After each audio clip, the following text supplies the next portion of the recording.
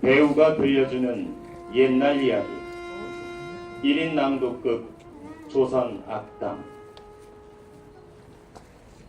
세종대왕과 더불어 조선시대 2대 성군으로 불리우는 정조. 그가 왕위에 올라 한 말이 있었으니 나는 사도세자의 아들이다.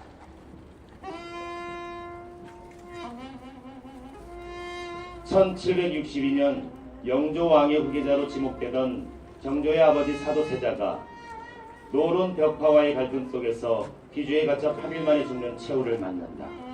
그때 사도세자의 나이 28, 정조의 나이 11살이었다. 아버지에 대한 효심과 자신의 정체성에 대한 선언과도 같았던 나는 사도세자의 아들이다. 이 말에 숨은 뜻이 복수였다면 아마도 그의 정치는 권안을 무대로 하여 맹활약하는 악인들을 조명하는 막장 드라마가 되었을 것이다. 하지만 정조는 아버지 비극의 원인과 본질에 대해 성찰하고자 했다. 여기 아버지 무덤과의 풀을 쥐어뜯으며 오열하는 정조가 있다.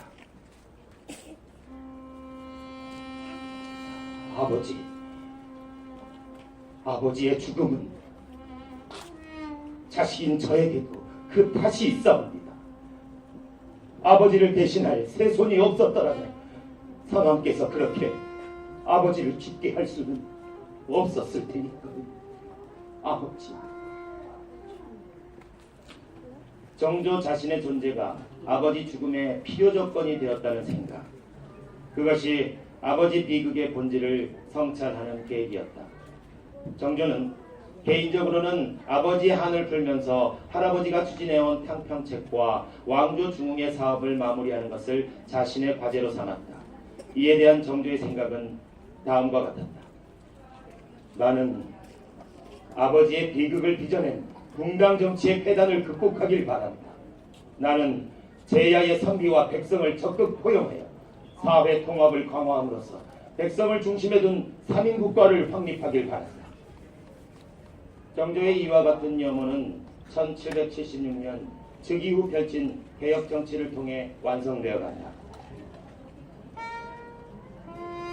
영조의 탕평책을 계승하면서도 엄격한 시비를 가리는 더욱 적극적인 탕평, 주희의 성리학, 남인의 실학, 노론의 북학, 그리고 불교 등 당시의 고른 사상과 지혜를 수렴하여 정치의 탕평과 함께 사상의 탕평을 병행, 만인의 의지를 정치에 반영하고자 하는 백성에 대한 비상한 배려, 그리고 아버지에 대한 명예회복. 이와 같은 개혁 정치는 정조가 재위 20년을 맞이할 무렵부터 새로운 전환점에 이른다. 바로 화성이라는 신도시 건설과 어머니의 회갑을 기념하는 화성 행차가 그것이었다. 수원 화성은 이미 17세기 실학자인 유형원의 저서 반개수록에서도 그 지리적 중요성이 강조되었음을 알 수 있다. 팔달산 일대는 풍수지리상으로 용이 날아오르고 몽황이 춤을 춘다는 명당으로 알려져 있다. 이곳은 충청, 경상, 전라, 삼남으로 통하는 육로 및 해상교통의 요지일 뿐 아니라 군사적으로는 서울을 지키는 남방의 요새지가 될 것이다. 때문에 수원 일대에 성곽도시를 건설하는 것은 매우 중요한 일이다.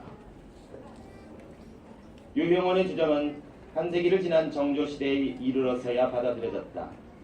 유형원의 성지 축성에 대한 이론과 주장이 뒷받침으로 작용한 화성 신도시 건설.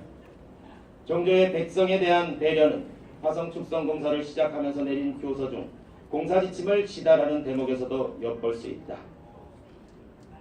민심을 즐겁게 하고 민력을 가볍게 하는 데 힘쓰라. 혹시라도 백성을 병들게 한다면 비록 공사가 빨리 진행된다고 하더라도 나의 원하는 바가 아니다. 정조는 아버지의 묘소를 화산으로 이장한 후 해마다 신하들을 거느리고 연릉원에 참배하기 위해 화성을 방문한다. 이것은 어버이에 대한 효심을 보여주기 위한 목적만은 아니었다. 정조 15년 1월 22일 평민인 박필권이라는 자가 꽹과리를 울려 왕의 행차를 가로막았다. 전하, 전하의 명으로 지금 자행되고 있는 부당한 일들을 금하도록 해주시옵소서.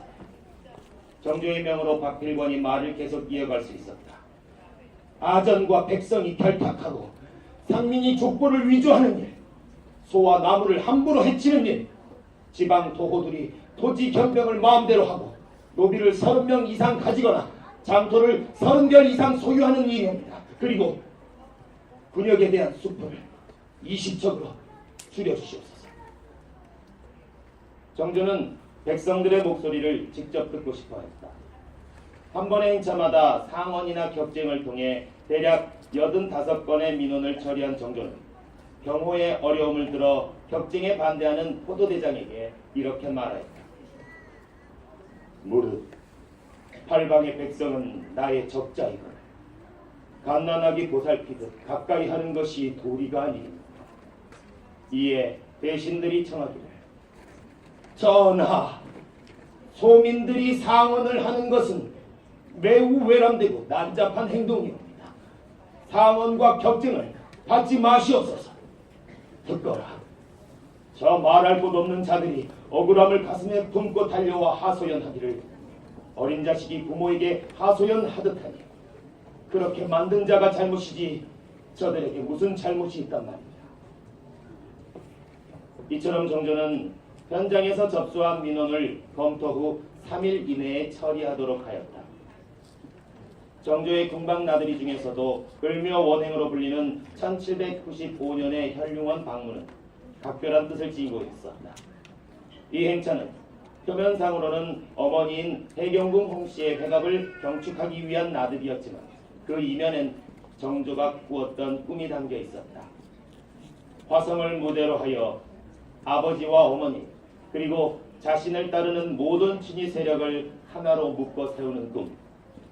그 거창한 정치 드라마가 광란의 막장 드라마가 아니었다는 것은 정조가 남긴 국정보고서인 각종 기록을 통해서도 알 수 있다.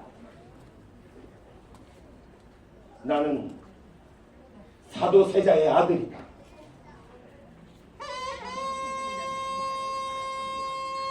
복수가 아닌 성찰의 정치, 그 선언과도 같았던 나는 사도세자의 아들이다.